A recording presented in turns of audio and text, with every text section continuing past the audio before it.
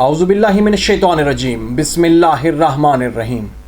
दरूद व सलाम हो हज़रत मोहम्मद मुस्तफ़ा सल्लल्लाहु अलैहि वसल्लम पर, उनकी पाक आल पर, उनके असहाब पर। आज तमाम पाकिस्तानियों से और बिलखसूस जवानान से मेरा एक सवाल है।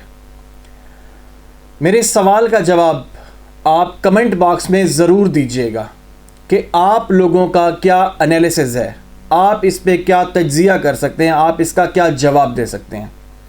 सवाल ये है कि बरसों बाद जो पाकिस्तान की सबसे बड़ी पार्टी थी, पीपल्स पार्टी, आखिर क्यों मजबूर हुई कि वो भी अपना कुछ काम शो करवा सके, अगर उसने किया है तो। इसलिए कि पहले उन्हें मुकाबले में, इसका जवाब मैं अब आपको बता रहा हूँ कि इससे पहले उन्हें मुकाबले में नून लीग और दीगर वो जमातें मिला करती थीं जो इस तरह की थीं, जो मिसाके जमहूरियत के तहत उन्हीं ही के ताबे हुआ करती थी या उनकी तरह से मामलात किया करती थी, हैंडल किया करती थी। इन्हें किसी किस्म का कोई डर, कोई खौफ नहीं था, किसी किस्म का कोई अंदेशा लाहक नहीं था इक़्तिदार छीनने का। मतलब वो बिल्कुल बेखौफ थी, यानी कि कुछ भी करते रहें, कुछ भी करते रहें, सिंध तबाह बर्बाद है। स्टिल जो अंदरून सिंध है वो मुकम्मल तौर पे तबाह बर्बाद है। बस इन्होंने ये तय करना होता था कि इस बारी कौन हुकूमत करेगा और नेक्स्ट टाइम कौन हुकूमत करेगा, यानी कि इनके लूटने के बस वो बारियां जो थी मुख्तस की हुई थी और बारियां तय करके आना था। फिर इमरान खान की तहरीक इंसाफ आई और उन्हें झटका लगा, तब ये तुल गए कि इसे बैठने नहीं देंगे। तब भी कोई खौफ, यानी कि ख़ास खौफ पैदा नहीं हुआ। उन्हें खौफ तब पैदा हुआ जब इमरान खान ने 1100 अरब के कराची के ट्रांसफॉर्मेशन पैकेज दिए, उसके बाद इन्हें खौफ पैदा हुआ। दहाइयों से कचरे से भरे नाले साफ़ करके बनवा दिए, सी पैक की फ्रेट ट्रेन चला दी, सर्कुलर रेलवे पे कुछ पे काम हो चुका हुआ है, कुछ पे अभी तक काम जारी है। वो उसी 1100 अरब का जो पैकेज था ट्रांसफॉर्मेशन का कराची के लिए। उसके अलावा ग्रीन लाइन मंसूबे पर काम कराया, कई सड़कें तामीर करा दी, सिंध के बहुत बड़े मंसूबे K4 को सूबाई हुकूमत से लेकर ख़ुद मुकम्मल कराया। सिंध के नई गाज डैम, गाज कहते हैं नॉर्मली ना कराची में मट्टी को, तो सिंध के नई गाज डैम पर अपने 10 डैम्स मंसूबे वफाक में शामिल करके पैसा वफाक से खर्च किया, वहाँ शुरू कर दिया, उन्होंने काम शुरू कर दिया। अगर मैं जिक्र करता जाऊँ तो बेशुमार ऐसे प्रोजेक्ट्स हैं जो इमरान खान ने शुरू किए हैं। यहाँ बात समझने की ये है कि जब ख़ानदानी जमहूरियत की बारी बारी हुकूमत की रिवायत टूटी और इतने ढेर सारे काम होते देखे और पब्लिक को इस तरफ मुतवज्जे होते देखा, तब पीपल्स पार्टी ने मुकाबले की फ़िज़ा को महसूस किया और मजबूर हुई कि करप्शन के अलावा थोड़ा असम्बली में सिर्फ 85 सीटों वाला टाइम अवामी मफाद में गुजारे। वज़ीर आज़म पंजाब में अक्सरीती तादाद ना होने वाला वज़ीर आला अगली दफ़ा एलानिया नून लीग के टिकट पर लड़ने वाला कायदे हिज़्ब इख्तलाफ। ये अंधेर नगरी पाकिस्तान की तारीख़ में हमेशा याद रखी जाएगी। आपको एक चीज़ बताता हूँ, थोड़ी सी कुछ ख़बरें हैं, वो लाजमी है आपको बताना कि पिछले दिनों शौकत तरीन साहब को मुक़्तदर हलकों की तरफ से कॉल आई और उन्हें बुलाया गया। जब वो वहाँ पहुँचे तो वहाँ मिफ्ता इस्माइल साहब भी पहले से मौजूद थे। उन्हें कहा गया शौकत तरीन साहब को कि आप इनकी हेल्प कीजिए मईशत को संभालने में, जिस मईशत को जो 22 अरब डॉलर इमरान खान के दौरे हुकूमत में, यानी कि जिस दिन उनकी हुकूमत गई और 22 अरब डॉलर का फिगर है कि वो मौजूद था, अब बात सिर्फ 9.7 अरब डॉलर पे आ गई है और वो भी मेरे ख्याल में पार्क किए हुए हैं, जिसकी वजह से मईशत को किसी किस्म का कोई संभाला नहीं मिला हुआ। दूसरी तीसरी बात, मिफ्ता इस्माइल को शौकत तरीन साहब ने कहा कि मैं इस इम्पोर्टेड हुकूमत का किसी भी तरीके से हेल्प आउट नहीं करूँगा। हाँ, अगर आप निगरान सेटअप ले आते हैं तो मैं ज़रूर उसको हेल्प भी करूँगा और उनको बताऊँगा कि किस तरीके से इस बहरान से निकला जा सकता है। लेकिन ये जो हम पे अमरीकी रजीम चेंज के बदले में हम पे हुकूमत मुसल्लत कर दी गई है, अगर इसकी हेल्प करनी है तो हम बिल्कुल भी हेल्प नहीं करेंगे। बड़ा दो टोक मौक़िफ़ था, बड़ा अच्छा मौक़िफ़ है। लाजमी सी बात है कि अगर आप पे एक बाहर का बंदा आके बिठा दिया जाए जिसका एजेंडा यही है मुल्क दुश्मनी, तो उसकी बंदा हेल्प क्या करे। उसके बाद एक और ख़बर कि कल मिफ्ता इस्माइल साहब एक किसी जगह पे प्रेस कॉन्फ्रेंस कर रहे थे और वो बता रहे थे कि रेट पेट्रोल के यकीनी तौर पे हमें बढ़ाने पड़ेंगे, क्योंकि खा इतना चुके हैं अपनी अपने हिस्से का। क्योंकि अब तो 14 पार्टियों में तकसीम होना है ना, वो पैसा जो इन्होंने लूट मार करके करप्शन करनी है। पहले तो एक पार्टी इक़्तिदार में होती थी, दूसरी अपोजिशन में होती थी, तो किसी तरीके से मैनेज कर लेती थी। अब तो 14 पार्टियों को खिलाना है, तो वो पैसा तो ख़त्म कर चुके हैं। तो अब ये सारा बोझ अवाम पे डालना चाहते हैं। और मिफ्ता इस्माइल साहब ने जिस टाइम ये बात की, तो उसके बाद आम शख्स की, एक गरीब आदमी की बेबसी पे वो हंसे और इतना बड़ा कहका लगाया, इतना बड़ा कहका लगाया कि शायद हम इस बात का तसव्वुर भी नहीं कर सकते। ये आए थे अवाम के मसीहा बन के, इन्होंने देना था हमें 70 रुपये पेट्रोल, और वो बात जाके कहीं 270 रुपये पे पहुंचनी है। कल रात की कुछ खबरें थीं, खबरें ये थीं कि पेट्रोल बढ़ रहा है। बहरहाल बाद में बड़ा लेट नाइट आके इसको डिनाई किया गया कि वो पेट्रोल नहीं बढ़ा, वगरना कल पेट्रोल पंप पे भी उतनी ही लाइनें थीं जितनी पिछली दफ़ा के पेट्रोल पंप बढ़ने पे थीं, पेट्रोल की प्राइस बढ़ने पे थी। इसके अलावा जो शोबाज, जो क्राइम मिनिस्टर है, वो इस बात का एतराफ़ कर चुका है कि हमारे पास तेल और गैस के पैसे नहीं हैं, और तेल और गैस के पैसे ना होने की वजह से हमारा मुल्क तकरीबन दिवालिया के करीब है, और हमने इसको दिवालिया कर दिया है। ये सारी चीज़ें मानेंगे, ये वो करप्ट टोला है कि ये हर चीज़ मानेगा। पाकिस्तान में जितना भी बुरा काम है, जितनी भी करप्शन है, जितना उसको ख़राब करने की चीज़ें हैं, ये सारी की सारी मानेंगे, क्योंकि इन्होंने किया है। इनको लाया गया था महंगाई मार्च के बदले में कि ये मुल्क को चलाएंगे। ये मुल्क को तो क्या, ये कुछ भी नहीं चला सक रहे। इसके बाद कुछ ऐसी खबरें हैं आपको बताना पसंद करूँगा कि कुछ इसको बाखबर ज़राए ये कह रहे हैं कि 5 जुलाई को निगरान सेटअप वजूद में आ जाएगा। बहरहाल इसकी अभी इसका ऐलान होना बाकी है। कुछ यानी कि कुछ खबरों की तस्दीक भी हो रही है, और 5 अक्टूबर को इलेक्शंस हो जाएंगे, जनरल इलेक्शंस हो जाएंगे। ये जो ज़मनी इंतखाबात वाली भी बात है, ये भी मेरे ख्याल में इसमें पोस्टपोन हो जाएगी। डेफिनेट सी बात है, अगर निगरान सेटअप बन जाता है 5 जुलाई को, तो ऐसा आगे मुमकिन नहीं है। मैं मुक़्तदर हलकों से, मैं एस्टेब्लिशमेंट से ये गुजारिश करता हूँ कि हमारे सरों पे कैसे लोगों को बिठा दिया गया है अमरीकी रजीम चेंज के सदक़े में, उसके तुफ़ैल, उसके वसीले से इनको हमारे सरों से उतारा जाए। फौरी तौर पे री इलेक्शन कॉल किया जाए। आपकी एक सोसाइटी वेटरन्स के नाम से, वेटरन्स पाकिस्तान के नाम से, जो ब्रिगेडियर्स, जिसमें जर्नल्स हैं, जिसमें कर्नल्स हैं, कैप्टन्स और बेशुमार मेजर्स हैं, उन्होंने भी ये मुतालबा किया है। सुनने में यह है कि आपने वादा किया था कि 90 दिन के अंदर इंतखाबात कराएंगे। अब उस वादे को पूरा कीजिए। पूरे का पूरा पाकिस्तान चाहता है, आपसे मुतालबा करता है। आप न्यूट्रल हैं, ये बहुत अच्छी बात है। आपका न्यूट्रल होना ही हमारे पाकिस्तान के लिए सबसे ज़्यादा फ़ायदेमंद है। लेकिन जल्द से जल्द शफाफ इंतखाबात किए जाएं, क्योंकि ज़िमनी इंतखाबात में भी ये बात सुनने में आ रही है कि ये लोग यानी कि एक बहुत बड़ी तारीख की बदतरीन धांधली करने के मूड में है। रिटर्निंग ऑफिसर्स को ख़रीदा जा रहा है। ऐसे ऐसे ऑफिसर्स उन इलाके में लगाए जा रहे हैं जो प्रो PMLN है।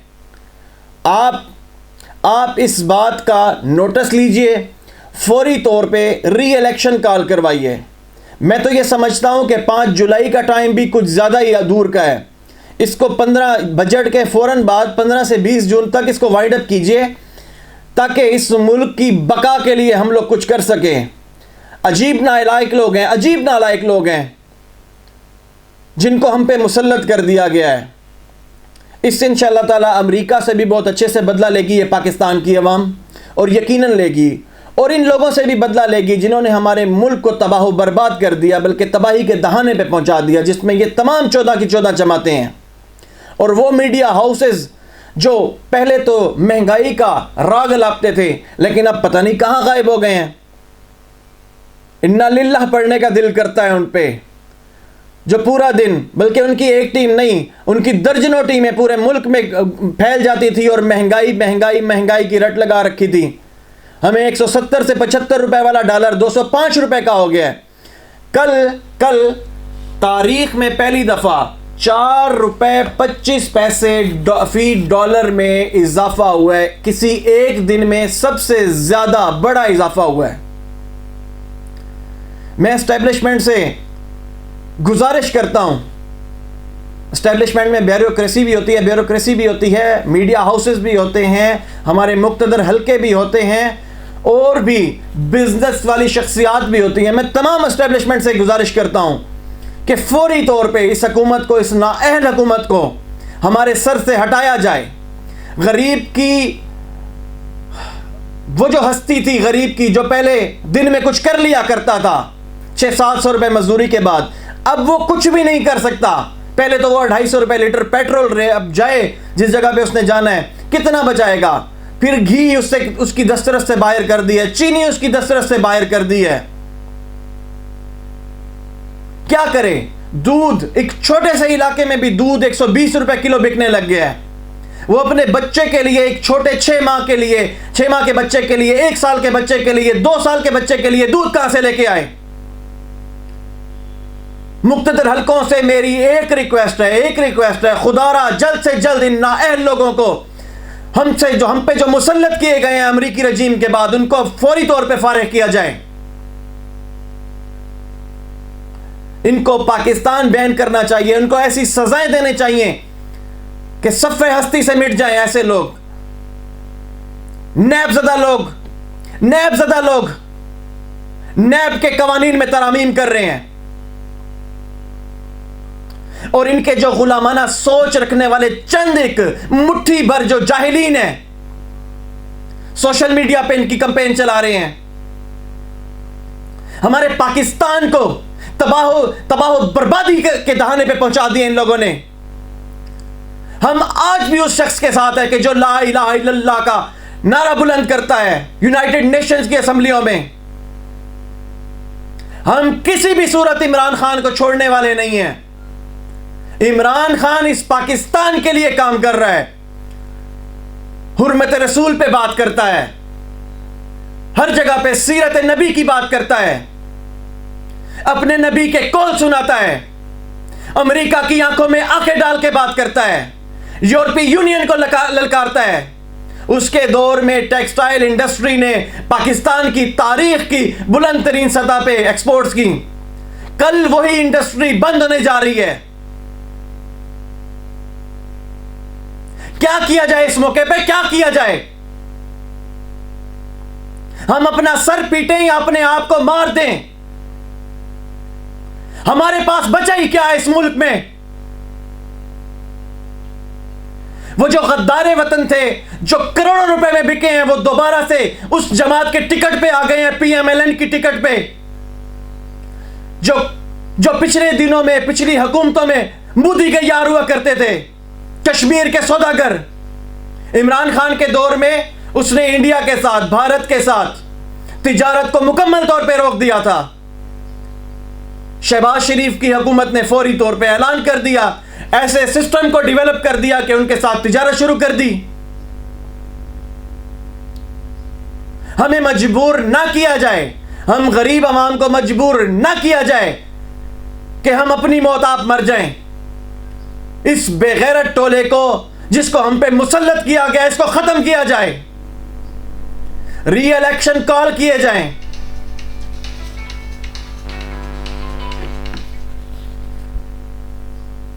क्या कहूं मैं?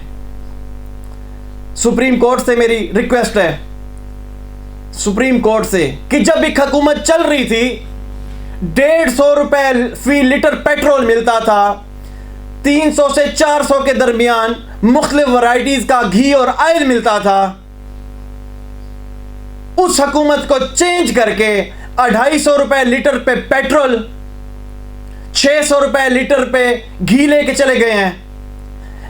इन दोनों चीज़ों की वजह से डॉलर 205 पे चला गया, 175 वाला, 180 वाला, बल्कि 207 रुपए पे जो ओपन मार्केट में 215 रुपए तक बिक रहा है।